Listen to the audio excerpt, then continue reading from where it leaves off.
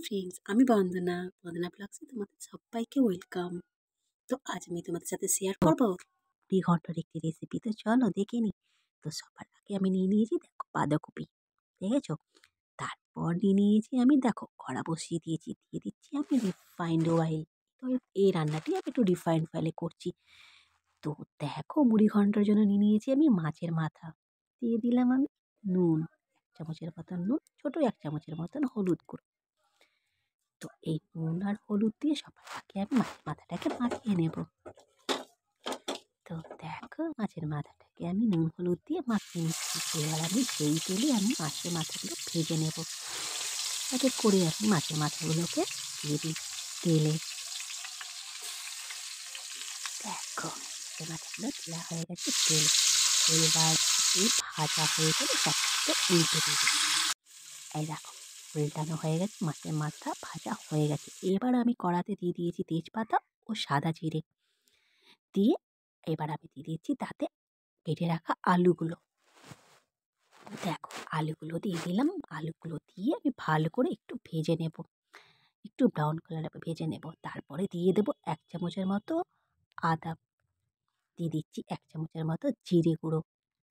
দেখো দেওয়া হয়ে গেছে। এবার আমি তাতে দিয়ে দিয়েছি 1 চামচের মতো লঙ্কার গুঁড়ো। এবার আমি দিয়ে দেবো 1 চামচের মতো হলুদ গুঁড়ো, দিয়ে আমি আলুটাকে ভালো করে কষিয়ে নেব। আলুগুলো যেন লাল লাল করে যেন ভাজা হয়ে যায়, কেন আলুগুলো যদি কাঁচা থাকে তো মুশকিল হয়ে যাবে। এই দেখো সামান্য একটু জল দিয়ে দিয়েছি। তো তোমরা কেমন করে মুড়ি ঘন্ট বানাও বাঁধাকপি দিয়ে অবশ্যই জানাবে। আমি যেরম করে বানাই আমি তোমাদের সাথে শেয়ার করলাম। তো দেখো জল দিয়ে আমি একটু ভালো করে কষিয়ে নিচ্ছি আলুগুলোকে। দেখো আলুগুলো একটু সেদ্ধ হয়ে গেছে। দেখো বাঁধাকপিগুলোকে আমি একটু সেদ্ধ করে রেখেছিলাম। তারপর আমি ওই সেদ্ধ করা বাঁধাকপিগুলোকে আমি একটু একটু করে দিয়ে দিচ্ছি। দেখো সব বাঁধাকপিগুলো দেওয়া হয়ে গেছে। এবার তাতে একটু হলুদ গুঁড়ো দিয়ে দিয়েছি। হলুদটা একটু কম হয়েছিল। আমার না বেশ সবজির একটু কালারটা বেশ একটু লাল লাল হবে, তাহলে বেশ ভালো লাগে। কতজন বলেছে লঙ্কার গুঁড়োটা কিন্তু উপকার না, ক্ষতি করে। হ্যাঁ বুঝি, কিন্তু না কি বলবো মানে মানে লঙ্কার গুঁড়ো ছাড়া মানে এখন খেতেই পারি না। কাঁচা লঙ্কাও দিই কিন্তু গুঁড়ো লঙ্কাটা মানে ছাড়তে পারছি না, জানো তো। তো দেখো এবার আমি এটাকে একটু ঢাকা দিয়ে দিলাম। দেখো ঢাকা দিয়ে দিচ্ছি। ঢাকাটা বেশ বসছে না। এই দেখো ঢাকা দিয়ে দিয়েছি। আবার মনে হয় ঠিক করে বসিয়ে দিলাম। এই দেখো অর্ধেকটা মনে হয় সেদ্ধ হয়ে গেছে। এই দেখো এই দেখো তারপর আমি দিয়ে দেবো এতে 4-5টি কাঁচা লঙ্কা। কাঁচা লঙ্কা দিয়ে দিলাম, বেশ একটু ঝাল ঝাল হলে ভালো লাগে। দিয়ে দেবো টমেটো। এই দেখো একটা টমেটো দেখো কিভাবে কেটেছি, এই দেখো পড়ে গেল। আহ এই দেখো আমি কি করছি। তারপর দিয়ে দিচ্ছি আমি কেটে রাখা ধনে পাতাগুলো। দেখো দিয়ে দিচ্ছি। বেশ শীতকালে বেশ টমেটো ধনে পাতা না পড়লে সবজিতে কি আর জমে? ভালো লাগে কিন্তু টমেটো ধনে পাতা পড়বে তো মানে সবজির আলাদাই একটা মানে টেস্ট হয়ে যায় হয় আর কি। টমেটো ধনে পাতা এমনই একটা জিনিস, যেই সবজিতেই পড়ুক না কেন মানে সবজির টেস্টটা বাড়িয়ে দেয়। তোমরা সবাই সবই জানো, আমি একটুখানি বললাম আর কি, তাই না? তো দেখো এরপরে আমি দেখো ভেজে রাখা মুড়োগুলোকে ভেঙে ভেঙে দিয়ে দিচ্ছি। এই দেখো এক এক করে আমি 4টি মানে 2টো মুড়োর পিস হাফ হাফ করে কেটে রাখাগুলোকে আমি দিয়ে দিলাম। দেখো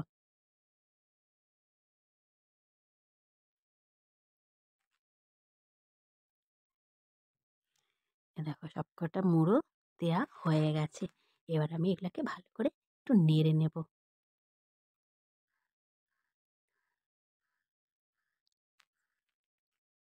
দেখো এটাকে আমি ভালো করে আস্তে আস্তে করে নেড়ে নিচ্ছি। একটু বেশি ভাঙা হয়ে গেছে মুড়োগুলো, আর একটু কম ভাঙলেও হতো। দেখো এটা হচ্ছে কপি দিয়ে বাঁধাকপি দিয়ে মাছের মাথা দিয়ে ঘন্ট।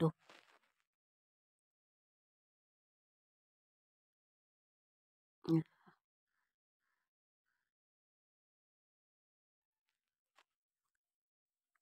তো অবশ্যই বলো কেমন হয়েছে এই রান্নাটি। তো তোমাদের যদি ভালো লেগে থাকে তাহলে লাইক করবে, কমেন্ট করবে, অবশ্যই আমার চ্যানেলটাকে সাবস্ক্রাইব করবে। দেখো খেতে কিন্তু ভীষণ ইয়ামি হয়েছিল।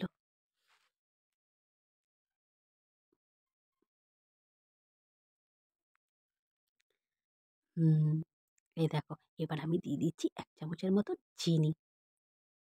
আমি সহজে তরকারিতে মানে চিনি দিই না, কিন্তু এই বাঁধাকপিতে একটু চিনি না দিলে না হয় না। তো আমি ১ চামচের মতন দিয়ে দিয়েছি চিনি। এবার ওই সামান্য একটু নুন দিয়েছি। একটু টেস্ট করে দেখেছিলাম নুনটা একটু কম হয়েছিল। তাই আরেকটু নুন দিয়ে দিলাম। তো দেখো আরেকটুখানি মানে একটুখানি টানিয়ে নেব। মানে জল, জল যদি ভাব থাকে সেটা ভালো লাগবে না। তো দেখো বাঁধাকপিটা পুরোপুরি কিন্তু এবার তৈরি হয়ে গেছে। দেখো পুরোপুরি বাঁধাকপি তৈরি। এবার আমি এটাকে তুলে নেব একটা প্লেটে। এই দেখো। এবার আমি এটাতে তুলে নিচ্ছি। হুম, এই দেখো বাঁধাকপি ঘন্ট মাছের মাথা দিয়ে পুরোপুরি তৈরি। তো বলো কেমন হয়েছে? হুম, এই দেখো আবার তুলে নিলাম। তো তোমরা কেমন করে বানাও অবশ্যই শেয়ার করবে। আর আমি এই রেসিপিটা কেমন করে বানিয়েছি সেটাও কিন্তু আমাকে কমেন্টের মাধ্যমে জানাবে। তোমাদের কমেন্টগুলো পড়ে কিন্তু আমাদের খুব, খুব, খুব ভালো লাগে। তোমাদের এক একটা কমেন্ট আমি পড়ে উম আমার ভীষণ ভালো লাগে। এই দেখো এইটি হলো তোমাদের জন্য। একদম এটা হলো তোমাদের জন্য। ইয়েস! আম তো বন্ধুরা আ এবার আসি। টাটা! তোমরা সবাই খুব, খুব, খুব ভালো থেকো। আর এই শীতকালের এই সিজনটাকে খুব, খুব, খুব এনজয় করো। টাটা!